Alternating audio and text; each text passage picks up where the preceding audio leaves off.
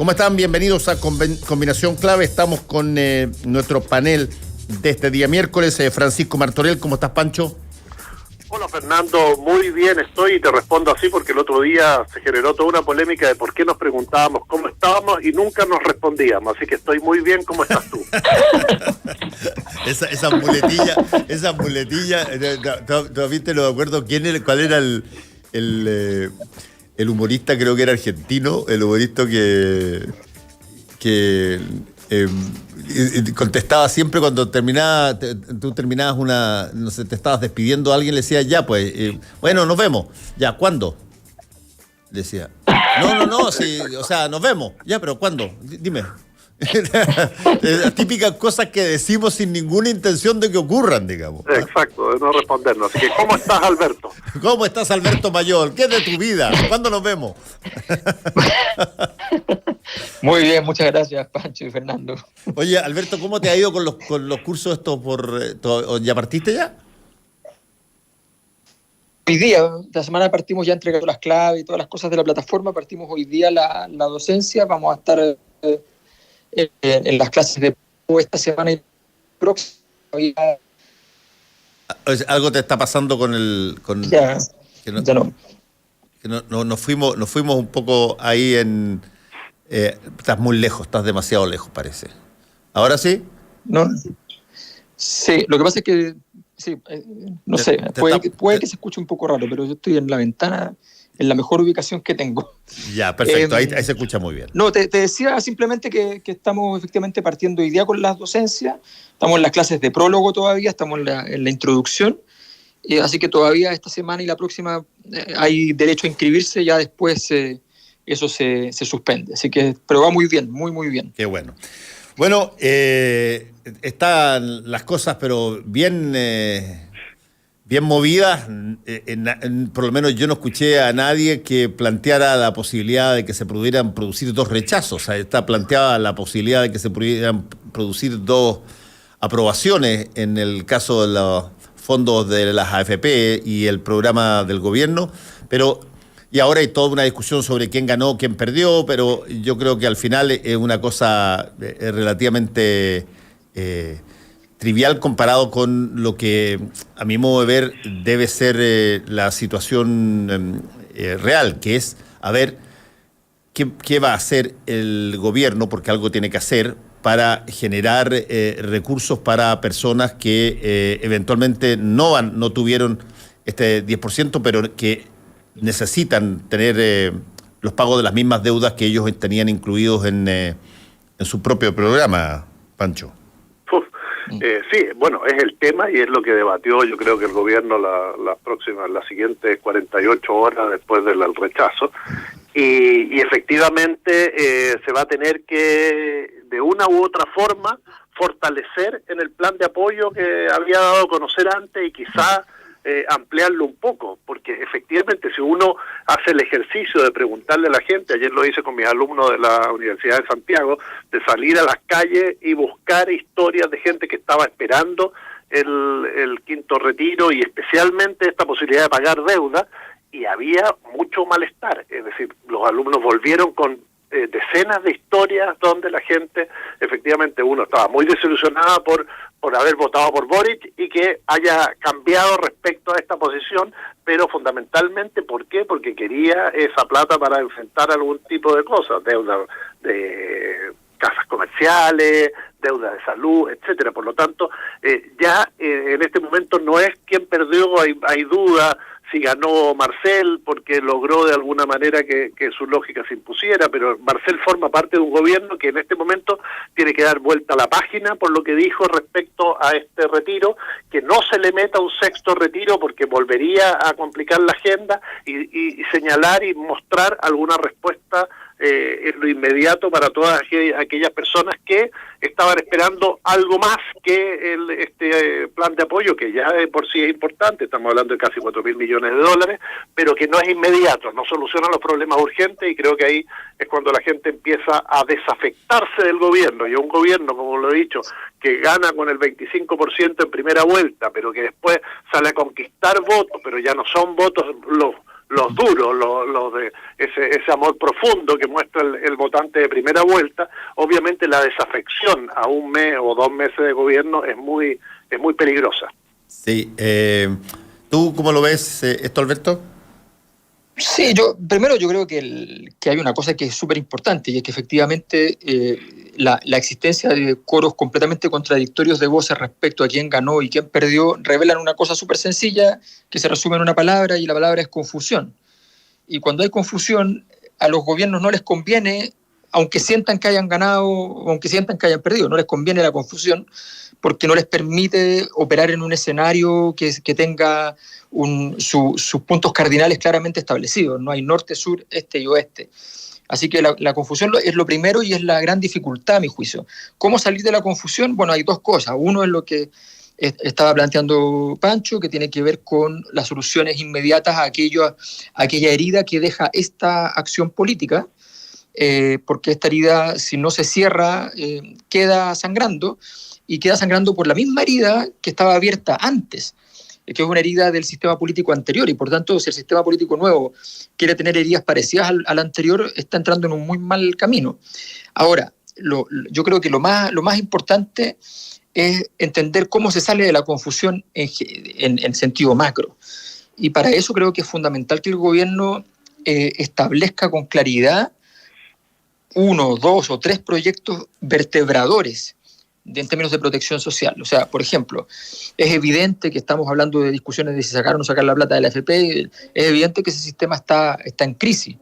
Se requiere entonces una reforma al sistema, y se requiere diseñarla, se requiere plantearla, se requiere discutirla. Bueno, eso tiene que estar ocurriendo lo antes posible, ¿no? El gobierno tomó decisiones como partir con el tema Araucanía, por ejemplo, que es un tema que no tiene soluciones inmediatas, que además en general no produce ninguna claridad y en el cual tenía pocas posibilidades de generar un cambio real. Es mucho más prudente partir con aquellas políticas que son de corte social, que son las políticas que le dieron el triunfo en la práctica y que le dieron la importancia a este grupo de jóvenes que termina llegando al poder, y por tanto ahí hay una oportunidad de oro, literalmente, para poder crecer y construir las condiciones políticas para los próximos meses. Sí, conversando anoche con Hugo Herrera, yo le planteaba que a mí me parece que esta es una de esas situaciones que se presentan ideales para lo que podríamos denominar la lógica keynesiana, digamos. Y estaba pensando más bien en el New Deal de Franklin Delano Roosevelt de los años 40, digamos. Mira, tú tienes una cantidad de cosas en términos infraestructurales que perfectamente podrían acometerse de inmediato y con una inversión a la coreana cuando ellos decidieron invertir en tecnología. Muy grande, más aún ahora que se ha vuelto a recuperar buena cantidad de empleo. Y generar inversiones públicas. Mira, que un camión te para durante 12 horas, un accidente, las carreteras, y desde ese punto de vista hacer inversión pública en un nivel, qué sé yo, gigante. Claro, el tema, Fernando, es que ahí el entramado que tenemos hoy del Estado no le permite moverse rápidamente en esa dirección, por todo lo que tiene que echar en marcha para las grandes obras públicas, incluso hasta las pequeñas. Es decir, estamos hablando igual de 6, 8 meses, y por eso recoge un poco el guante obras públicas de lo que ya está proyectado y proyecta para futuro otras obras, pero no es una respuesta inmediata. Yo creo que hay un factor político que hay que considerar siempre, que es cuánto la votación del otro día en el Congreso respecto a los retiros influye también en las negociaciones políticas respecto a la Convención Constitucional y lo que la oposición pretende sacar rédito de esa situación para decirle, bueno, si quieres avanzar en esta agenda, vas a tener que contar con nosotros.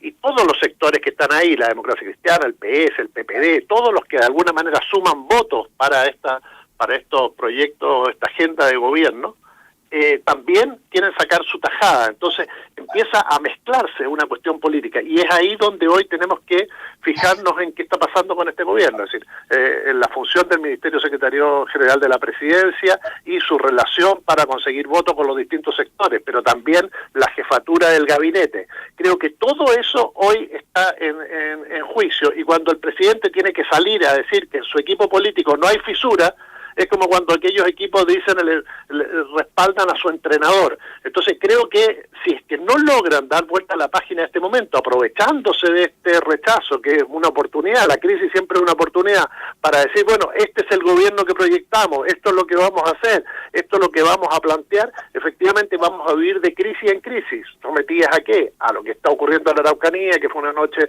bastante complicada, al tema de la seguridad ciudadana, etcétera, y a otros problemas que le aparecen y le explotan en la moneda, que no le permiten eso que tú planteaste, es decir, esto de obras públicas, lo que dice Alberto, de una batería de argumentos y de proyectos que vertebren de alguna manera la acción de gobierno. Es decir, hoy tiene una oportunidad, vamos a ver cómo sale, y tiene que salir jugando con el equipo político que está. El equipo político tiene una segunda oportunidad, vamos a ver si la aprovecha. Sí, estoy de acuerdo, solo que quiero hacer el énfasis en que yo creo que no se sale con la, llamémosla así, con las dimensiones clásicas de lo acostumbrado, digamos. Aquí hay que hacer una cosa un poquitito fuera de la caja. Sí. Alberto. Sí, yo creo que ese es un punto que es súper importante. Yo creo que yo vi la entrevista que le hiciste a Hugo, que me parece un intelectual de la derecha que es tremendo y un tremendo aporte en ese sentido. Creo que efectivamente hay un tema que no podemos dejar pasar. O sea, objetivamente tú ponías el ejemplo de Corea.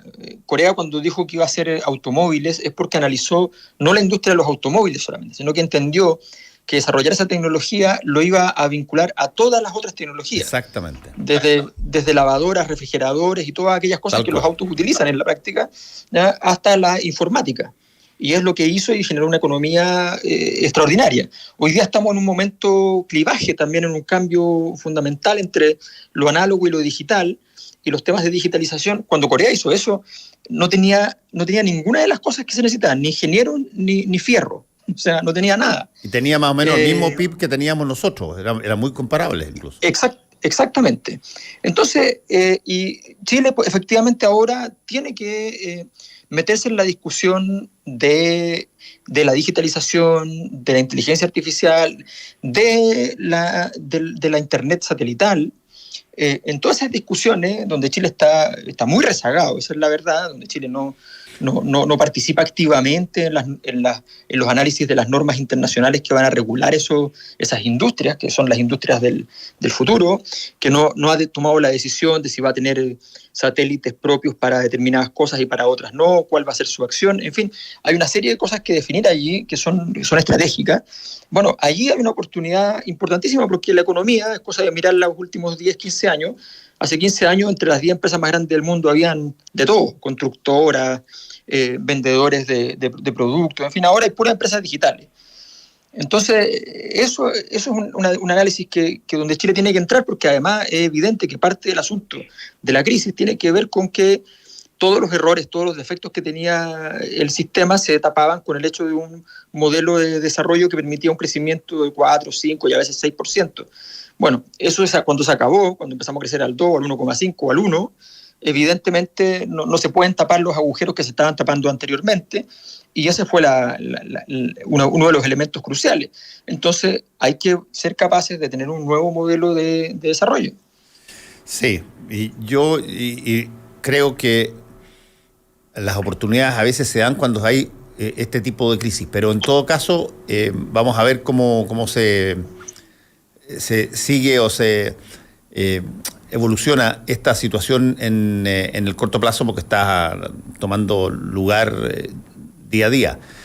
Lo que sí es interesante es que ya empiezan a posicionarse dentro incluso de la misma coalición de gobierno facciones o personas que yo creo que quieren capitalizar descontento.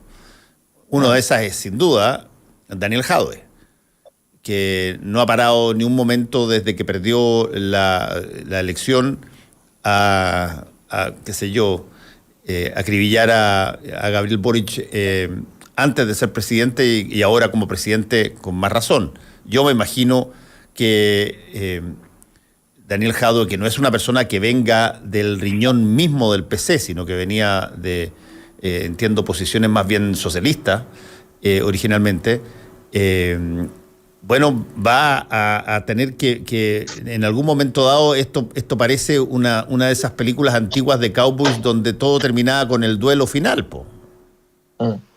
Sí. Claro, lo que pasa es la diferencia ahora es que el presidente tiene a unos escuderos que son del mismo sector del alcalde de Recoleta, y creo que cada vez que él plantea y no le responde, y luego salen figuras como la misma Carol Cariola, por otro lado Camila Vallejo, etcétera, de alguna manera no ninguneando, pero volviendo al alcalde a su posición en Recoleta, lo van silenciando. Ahora, efectivamente, creo que esa es la lógica y es lo que va a buscar, porque el PC ha sido todavía tremendamente leal. Entonces la figura descolgada de Jadue sin el Partido Comunista, recordemos que él tiene cierta disciplina también interna, lo va a ir acotando. Ahora, efectivamente, este gobierno no tuvo luna de miel ni interna, ni dentro de su sector,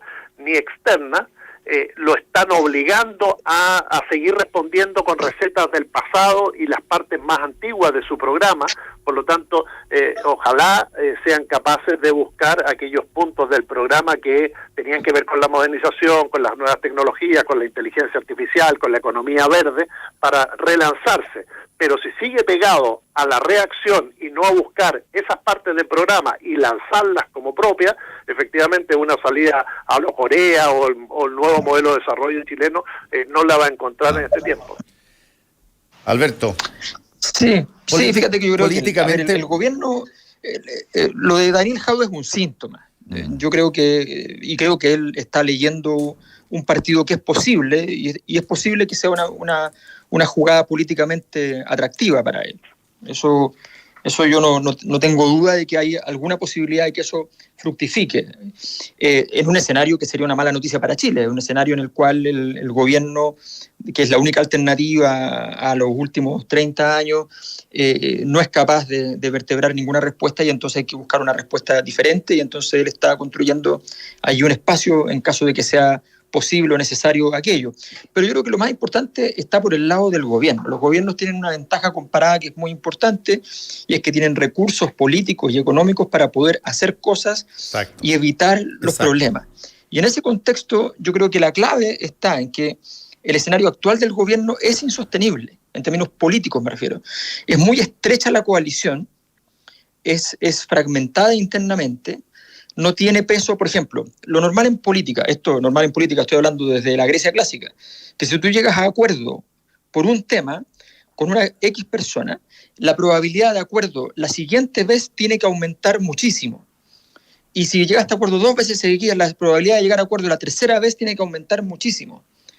El Frente Amplio en la convención parecía tener controlada la convención para la época del reglamento.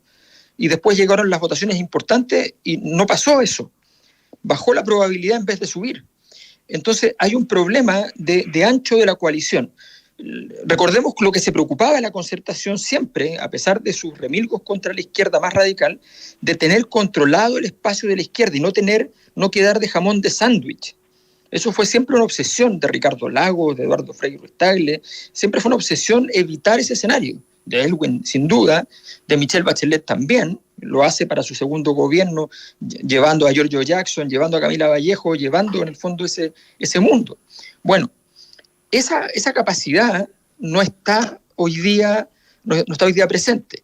No está esa capacidad, y no solo no está esa capacidad para ir a tener alguna clase de anclaje con la izquierda, o alguna clase de control de escena al menos, sino que tampoco está para ir al centro, para ir a efectivamente recoger un espacio dentro de la democracia cristiana, cuyos votos pueden ser pocos o muchos según sea el caso, y depende del área en que estemos hablando, pero son importantes. E incluso para ir a recoger relaciones con una cierta centro-derecha. Cuando en la última votación tú recibes el apoyo de la de los grupos más de izquierda y los grupos más de derecha, no estás construyendo ningún camino, porque ese camino evidentemente no tiene, no se puede repetir. Sería muy raro que se repitiera. Entonces yo creo que ahí el gobierno tiene que construir una estrategia política propiamente tal. Bueno, la cosa no está para nada fácil por múltiples razones que son las que estamos comentando. Además, yo tengo cierta resquemor a que eventualmente, con el invierno que se viene encima, podamos tener alguna de las cosas que están pasando también en otros países que pueda ser un rebrote, digamos, en términos de la pandemia. La pandemia hasta ahora, afortunadamente, porque estamos en una situación de vacunación extraordinaria y porque incluso se han relajado muchas medidas protocolares, pero el relajo de medidas protocolares no significa necesariamente que se acabó la pandemia y ahí hay que estar preparados también extraordinariamente bien para este invierno. Siempre me acuerdo de un ministro de Hacienda o de Economía de Argentina que decía hay que pasar el invierno, ¿no? Y bueno, este invierno va a ser particularmente crudo. Uno, por lo que tú estás planteando, la posibilidad de un rebrote. Se entiende que siempre va a ser más suave que cualquier ola que tuvimos antes por las características del Ómicron. Y por las vacunas que tenemos ya. Y por las vacunas que tenemos, pero efectivamente hay una ralentización del proceso de vacunación con la cuarta dosis, con la tercera dosis o con las dosis de refuerzo en general. A eso súmale que los precios de los combustibles están muy altos y en el invierno los precios de los combustibles cuando más se siente, es decir, un gas con un 15-20% más caro, una benzina, una parafina a los precios que tiene hoy, que son prácticamente muchísimo más altos que hace un año, efectivamente va a generar un problema. Y el frío, particularmente en Chile, es algo que duele y cala los huesos. Entonces, ese es un problema que debe enfrentar el gobierno y debe hacerlo ahora, no esperar al último momento. Yo creo que ayer Giorgio Jackson hablaba de bajar los egos, ¿no? Es decir, un poco una frase que no sé cómo habrá caído en todos los que interlocutan con él, pero debe haber caído como mal. Bueno, ahora llegó el momento de que muchos bajen los egos, incluso en la moneda, para ver de qué manera enfrentan este invierno, porque hay que pasar el invierno. Luego ya estamos en plena campaña por el plebiscito de la Constitución. Entonces, son escenarios que le dan poco espacio al gobierno y en pocos meses. Ya estamos a 20 de abril hoy día. Sí, tal cual. ¿Hay algo que tú hayas visto, Alberto, allá en Europa que te llame la atención en términos de situaciones que eventualmente puedan ser relativamente paralelas con las que vivimos acá en Chile, que sería necesario tomar en cuenta? A ver, yo creo que en todas partes del mundo hay una cierta debilidad de la política. O sea, en general la política se está sosteniendo básicamente con liderazgos que son capaces de administrar crisis, básicamente. Si uno mira España o Francia, por ejemplo, los presidentes de la República, si uno los analiza objetivamente, han hecho una tarea casi imposible. O sea, la verdad es que Sánchez y Macron han sido excelentes presidentes, más allá de si a uno le gusta o no le gusta políticamente, además los dos son distintos políticamente. Así que estamos hablando en términos de la capacidad de gobernar. Pero obviamente, y no les va bien igual, porque lo han hecho bien, pero resulta que el problema que tienen es tan grande que no está fácil. Yo creo que estamos pasando por una época y que va a durar un buen tiempo, donde la suma de los problemas es la tónica. Y que donde cuando parece que no vamos a tener, que ya no podría ocurrir que llegara una nueva peste, digamos, resulta que aparece otra más. Entonces, tuvimos el 2019 casi 70 países que tuvieron grandes ciclos de protesta o estallidos sociales. El 2020, de ahí para adelante, con pandemia, y sin que termine la pandemia, estamos ahora con una guerra y con una crisis de inflación mundial. Y viene, y esto ya se está comentando en las revistas principales del mundo, que a fin de año lo que se esperaba como crisis económica del 2020 podría estar ocurriendo ahora. Entonces, es un escenario difícil y la verdad es que yo creo que Más bien, justamente hay que pararse con el calendario a mirar qué es lo que se puede hacer para afrontar la magnitud de problemas que se están que se vienen encima. Bueno, estaremos atentos y vamos a conversar semana a semana para ver cómo se monitoriza esta situación. Muchas gracias, Alberto Mayol. Gracias. Gracias también, Pancho Martorell. Cuídense. Nos vemos, Fernando. Chao, chao. Un abrazo. Porque la información, opinión y debate